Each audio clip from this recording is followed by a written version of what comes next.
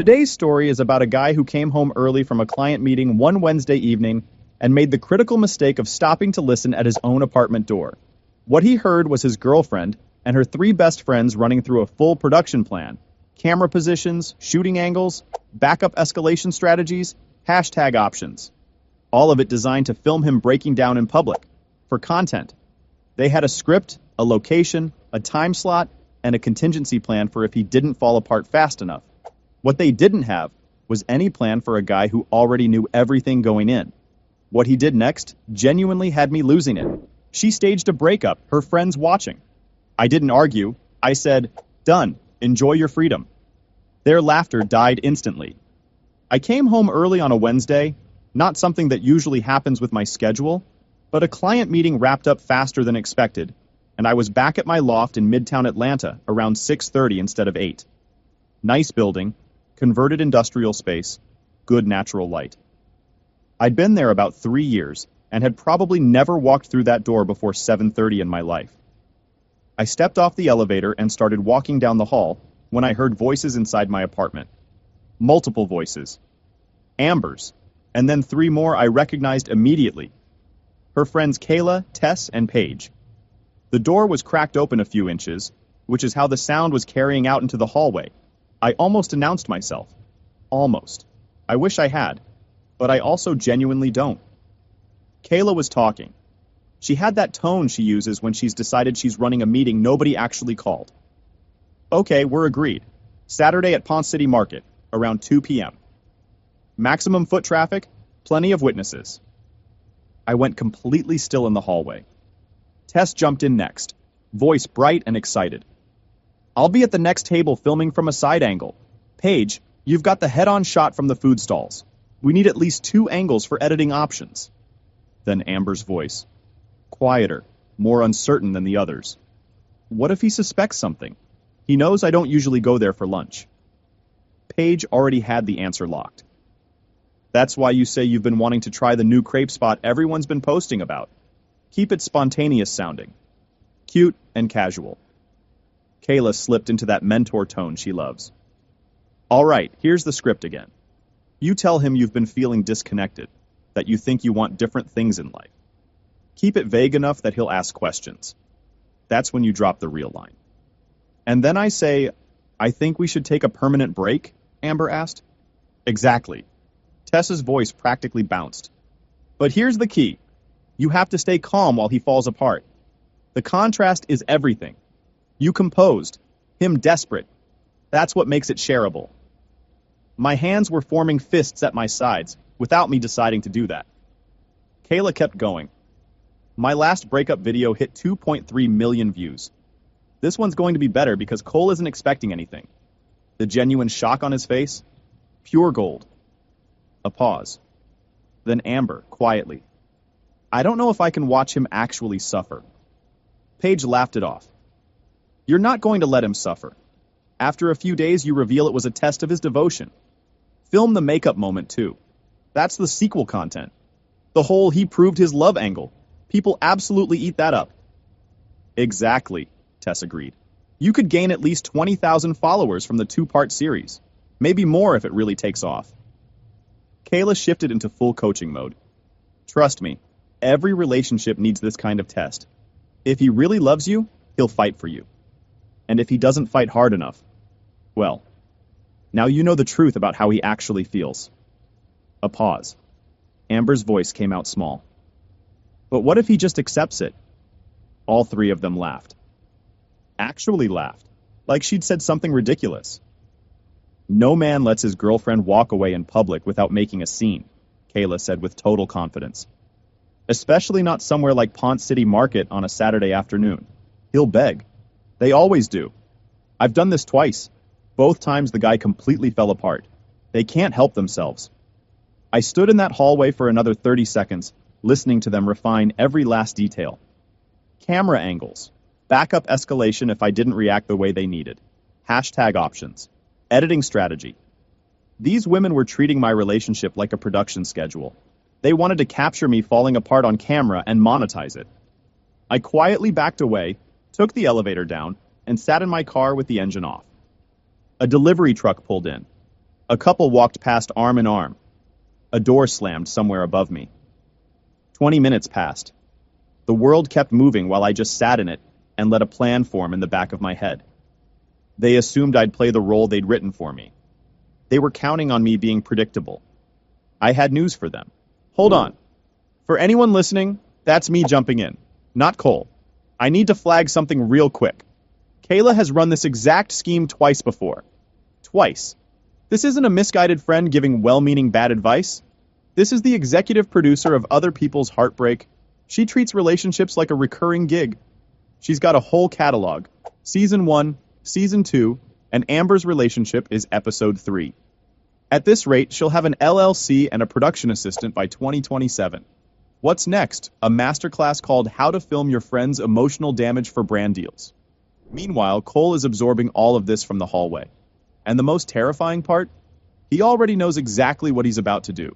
I drove to my sister Dana's place in Buckhead, maybe 25 minutes from Midtown, maybe 35 with evening traffic. I don't know. I wasn't checking the time. She opened the door, took one look at my face, and pulled me inside without saying a word.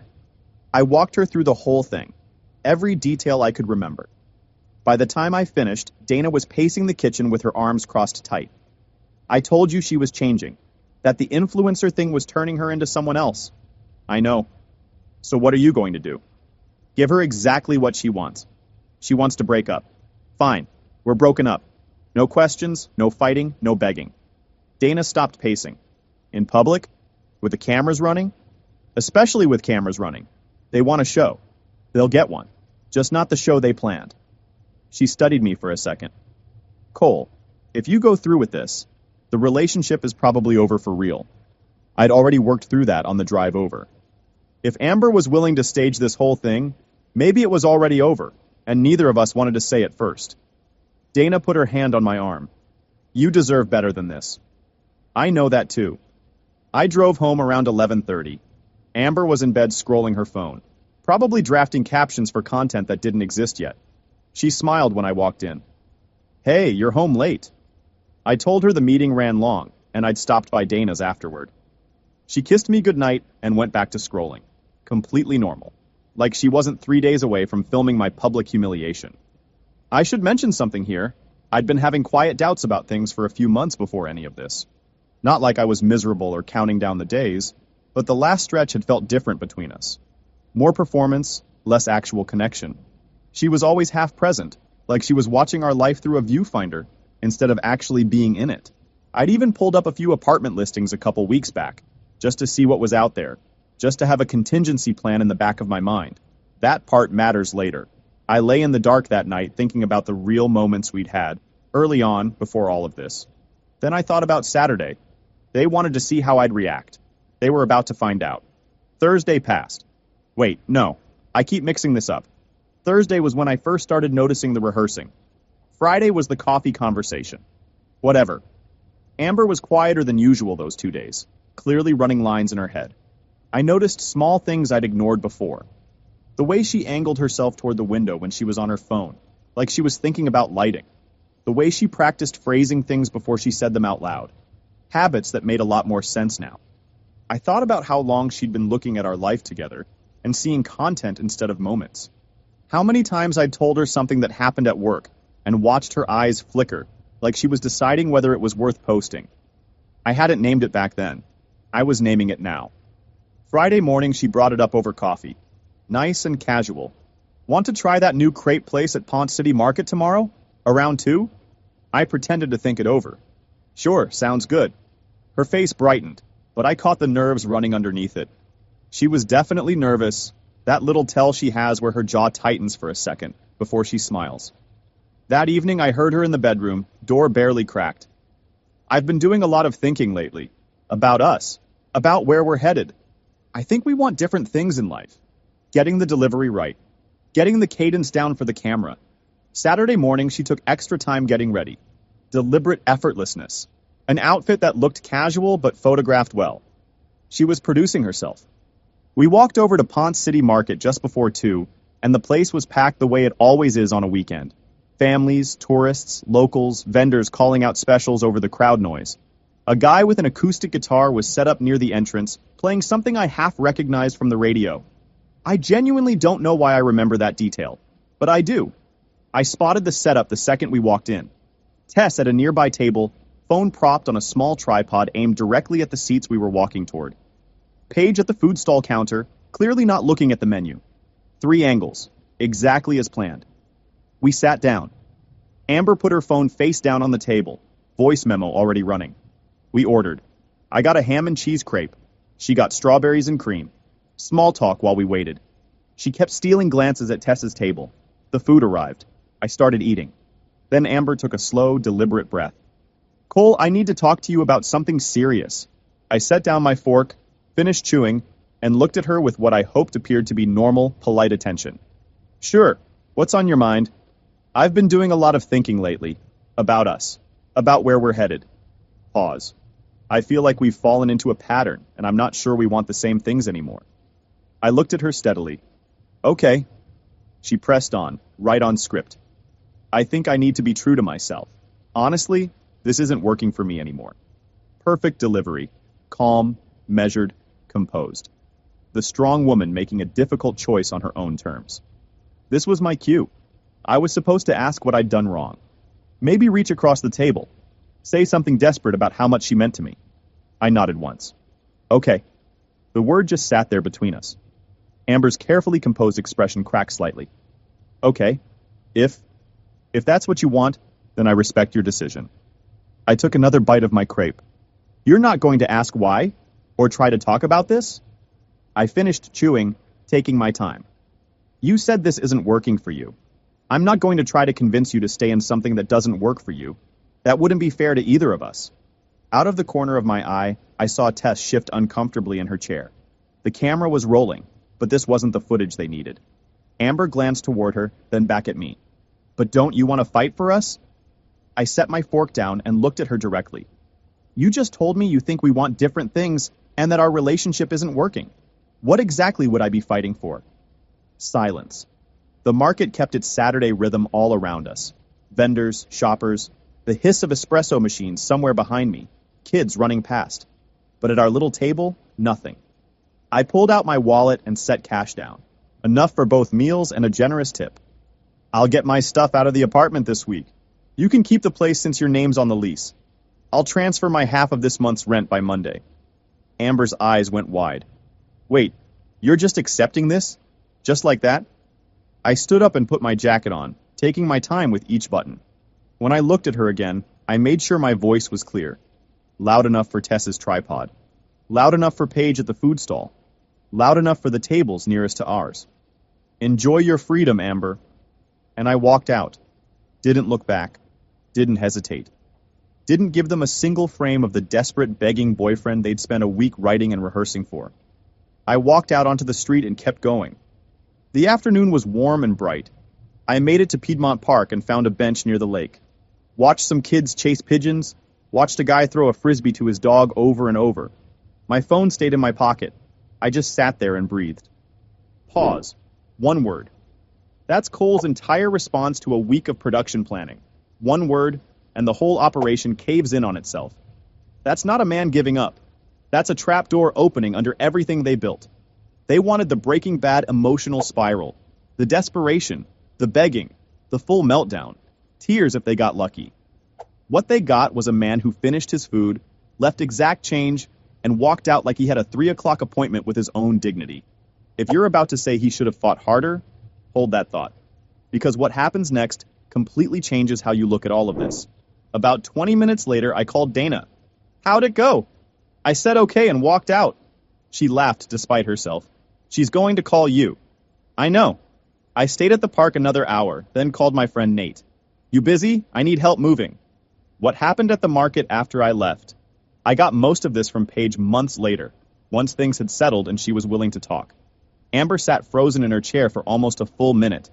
Then Tess rushed over, Paige right behind her, Kayla coming in from wherever she'd positioned herself to watch. What was that? Kayla kept saying. What just happened? Amber just stared at the empty chair across from her. He left. He just agreed and left. Tess scrolled through the footage. This is unusable. He was calm, rational. There's nothing here. Paige checked her angle. Same problem. He looks completely reasonable. She looks cold. Kayla watched the playback on Tess's phone. Then quietly, he talked about moving out like he was relieved. That hit Amber hard, apparently. No, he loves me. He was supposed to fight for me. And Tess said, flat and final, he didn't. We can't post this. It completely backfires. Meanwhile, I was already back at the apartment with Nate and Dana, loading boxes, while Amber was still at the market processing what had gone wrong. I'd been thinking about moving for a while anyway. Had quietly looked at some listings, just to know what my options were, just to have a plan in the back pocket. So that morning, before everything went down, I texted a realtor I know asking about short-term furnished rentals with immediate availability.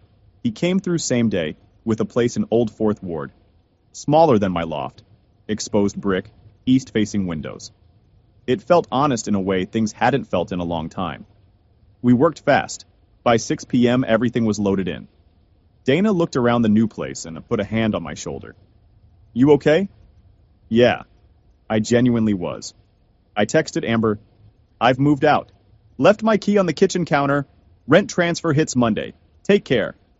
3 dots appeared immediately. Then my phone rang. I sent it to voicemail. Nate ordered pizza, and the 3 of us sat on the floor surrounded by boxes while I walked through the whole story from the beginning. Somewhere in the middle of it, Nate set his slice down. 3 cameras. That was the actual plan. Yep. And you just said okay and walked out. Yep. He laughed hard for a full minute. I wish I could have been there for their faces. My phone kept buzzing through dinner. I didn't check it. Sunday morning. Strange light coming through unfamiliar windows. But peaceful.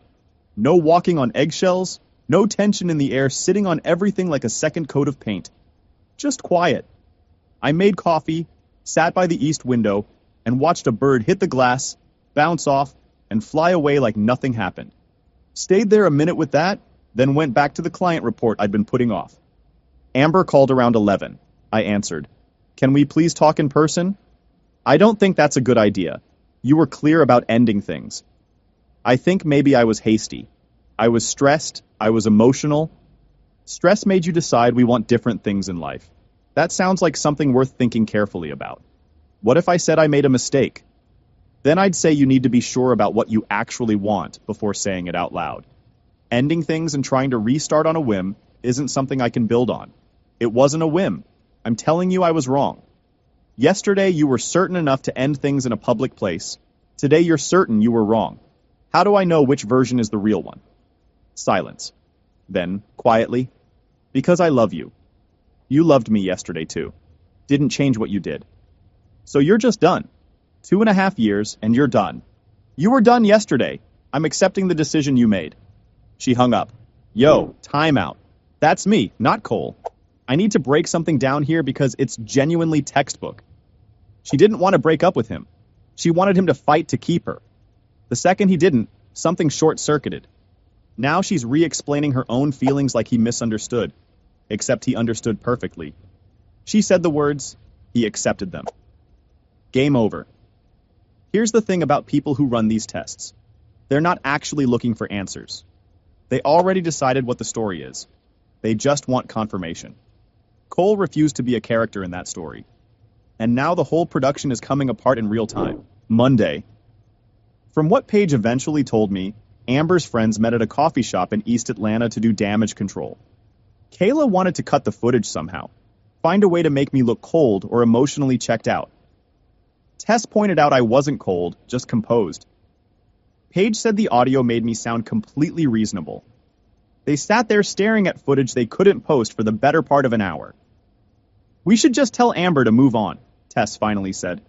If Cole really loved her, he would have fought harder, Kayla insisted. Paige looked at her. Or, he's smart enough not to play our game. First real crack in the group. Amber kept texting throughout the day. She suggested we sit down somewhere and talk things through together. I told her she'd ended the relationship. There was no we left to talk anything through. She brought up our trip to Savannah in October, something we'd been planning for a while. I told her she'd have plenty of freedom to make new plans now. That evening, another message. Everyone thinks you're being childish. I typed back, by everyone you mean the friends who staged the breakup. Their opinion on maturity is noted. She went quiet after that one. Tuesday, I settled into the new routine, focused on client work. The quiet was genuinely nice, clean, productive. Wednesday evening, a knock at my door. I looked through the peephole. Amber. Dana had given her my new address despite me specifically asking her not to. We were going to have a proper conversation about that. I opened the door but stayed in the doorway. I need to tell you something, she said, eyes red. I'm listening. She glanced past me into the apartment, hoping I'd invite her in.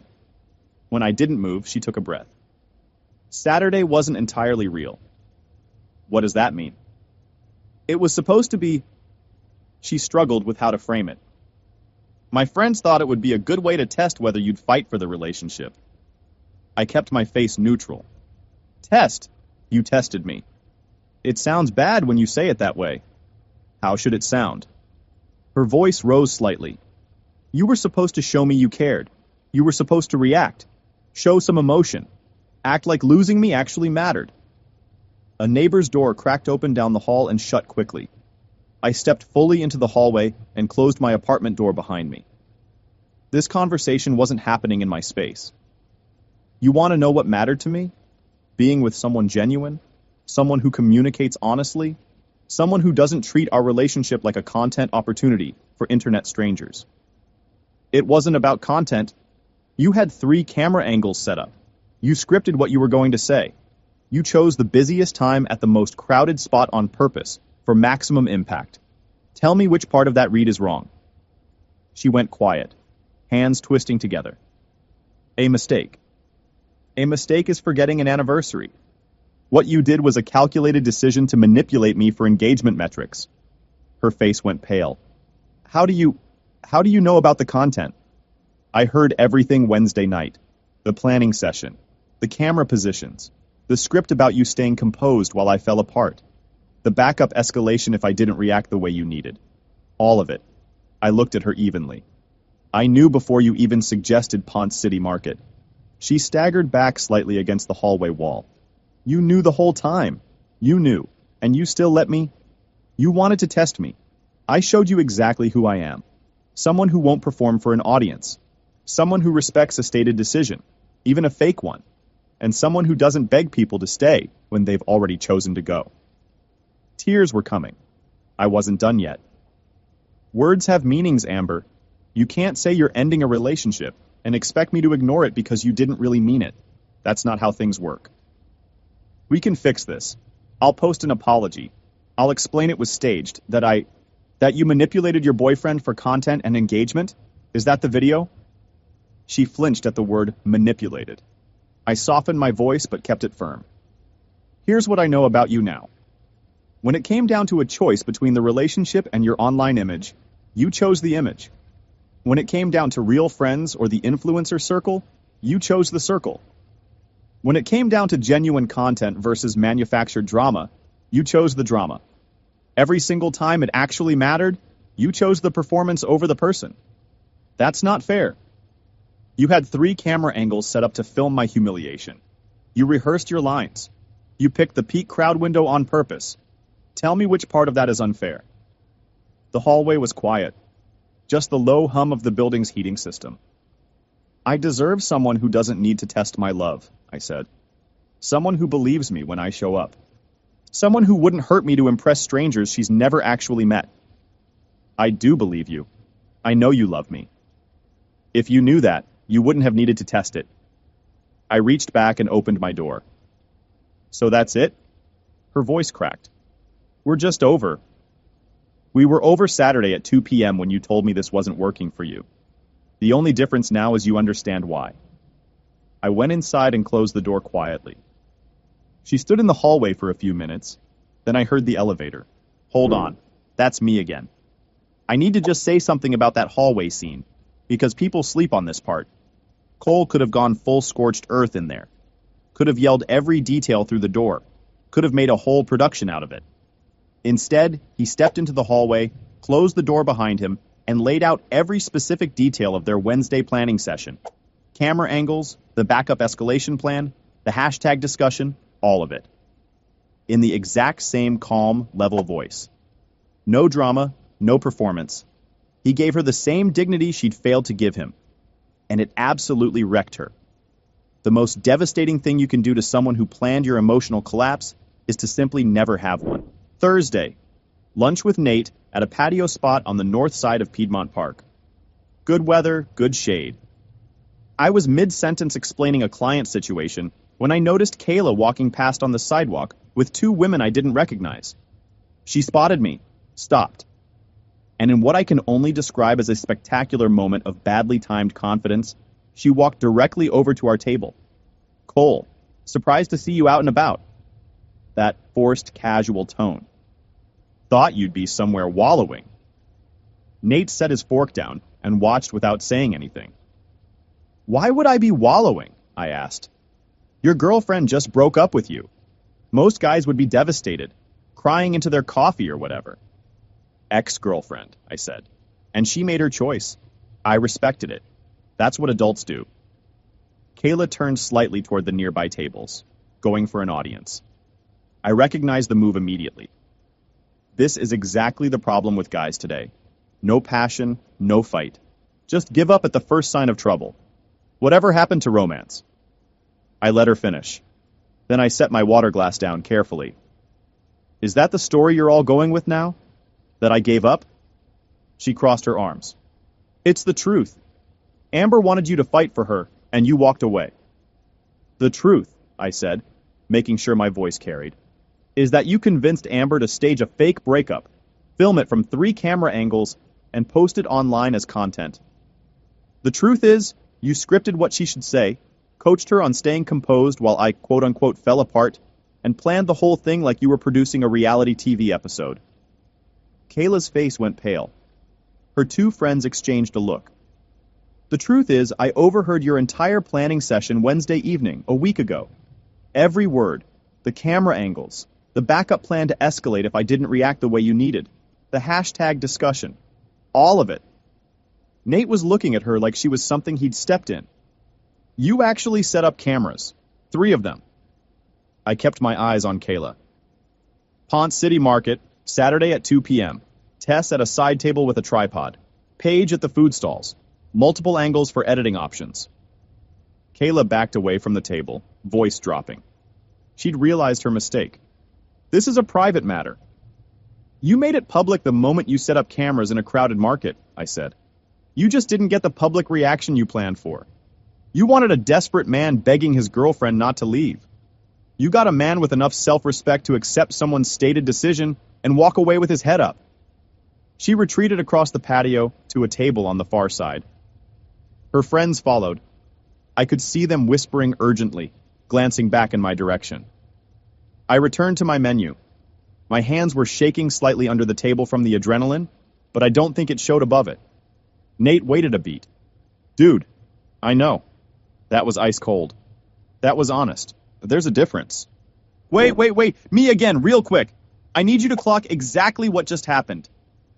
Kayla walked over uninvited, audience available, and basically demanded Cole explain why he didn't perform on cue. That's Cersei Lannister energy. She strutted into a situation thinking she held all the cards and handed Cole the microphone instead. He didn't raise his voice. He laid out the production schedule from their Wednesday planning session, in order calmly, while phones at nearby tables started appearing on laps.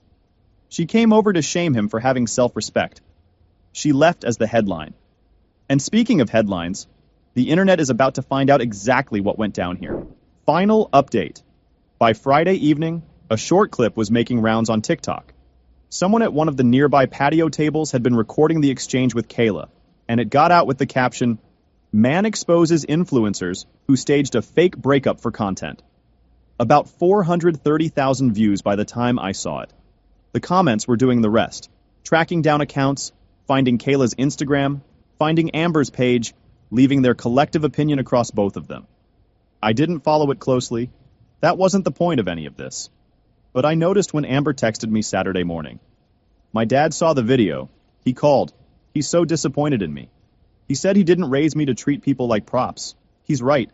Then a few minutes later, "I know I don't deserve a response. I know I destroyed everything. But I need you to know I understand what I did now. I hurt you. I disrespected you. I chose validation from strangers over someone who actually loved me. You were right about everything. I was working through some client reports. I read the messages, set my phone down, and kept working. An hour later, I've cut off Kayla, Tess, and Paige completely. I'm done trying to build an influencer career, taking down all my social media except a private account for actual friends and family. That one got my attention.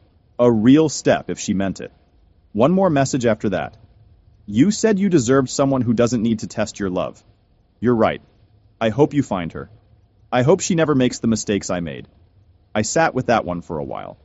2 weeks later, Amber reached out asking if we could meet just once. She suggested the cafe at the High Museum of Art. Neutral ground, public but quiet. I almost said no. But something in how she worded it made me reconsider, so I went. She was already there when I arrived. And she looked different. Less put together in that careful, deliberate way I'd grown used to. No ring light makeup, no curated outfit designed to look effortlessly casual. Just jeans and a plain sweater. Like herself, more or less. She slid an envelope across the table as I sat down. Inside was a check for $3,000. What's this? Brand deal money. 6 months of it. Some of those deals came from posting about our relationship. She kept her eyes on the table. It's not right for me to keep it. You take it, or I donate it. Whatever you think is right. I just can't keep profiting from something I corrupted. I studied her for a moment. She looked tired, but there was something clearer in her eyes than I'd seen in a long time. More like who she actually was before all of this started. I also needed to say this to you in person and not through a screen. She paused. When my dad called after seeing that video, it wasn't what he said. It was the way he said it. Like he didn't even recognize the person he was looking at anymore. Her voice dropped. He asked me what I thought would happen. Whether I thought you'd just forgive me and we'd move on like none of this happened. What did you tell him? I told him no. I told him you were too smart for that. Too self-respecting. She looked up at me. I meant it. She told me she was moving to Charlotte. Her cousin had offered her a job with her catering business there. She needed to get out of Atlanta, out of the whole scene that had made her think any of this was acceptable. I told her that sounded like a solid plan. I did love you, she said. Underneath all the performance and the content chasing and the need for outside validation, I genuinely loved you. I know that, but I can't trust it anymore. No, you can't. She nodded, and I watched her work to keep herself together. I learned something, though. You can't test love. You either trust it or you don't. And if you don't trust it, you never really had it to begin with. She stood up, gathered her things, and left. I sat alone for a few more minutes. Then I photographed the check and looked up a local organization working with domestic abuse survivors. Real people dealing with actual relationship damage, not manufactured drama. Donated the full amount to them. Felt right. I walked home from the museum. The fall air was sharp and the trees along the park were just starting to turn. I thought about the last 2.5 years. Not with any particular feeling. Just kind of walking through it like you'd walk through a building you used to work in. Some rooms looked familiar. Some looked smaller than you remembered. I don't know if she actually followed through on getting off social media. I hope she did. 3 months later, December. I was at the ice rink at Centennial Olympic Park with Dana and her 2 kids. Christmas lights strung up everywhere. City Hall glowing a few blocks away. That clean cold that Atlanta only gets a handful of times each winter. My niece was pulling on my hands, demanding I race her around the rink for the 3rd time in a row while I pretended to be too winded to keep up. My phone buzzed. Unknown number. Hi, this is Paige. I was one of Amber's friends. I don't know if you remember me. I wanted to apologize for my role in what happened. It was cruel and I should have said no from the start. I hope you're doing well. I read it twice, then typed back, appreciate the apology. Good luck with whatever comes next. Pocketed my phone. Dana skated up beside me a minute later. Who was that? Someone figuring out that actions have consequences. She smiled. And what about you? What did you take away from all of this? I looked around at the rink, the lights, the city, the 2 kids zooming past us. I learned I don't need to perform for anybody's approval, I said. I learned my instincts are worth trusting, and I learned that sometimes the strongest move you've got is just saying okay and walking out the door. No regrets on any of it, not even close. I took my niece's hand and we skated off into the evening.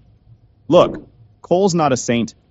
He was apartment hunting for weeks before any of this went down, which means he'd already had one foot out the door in his own way. Worth noting.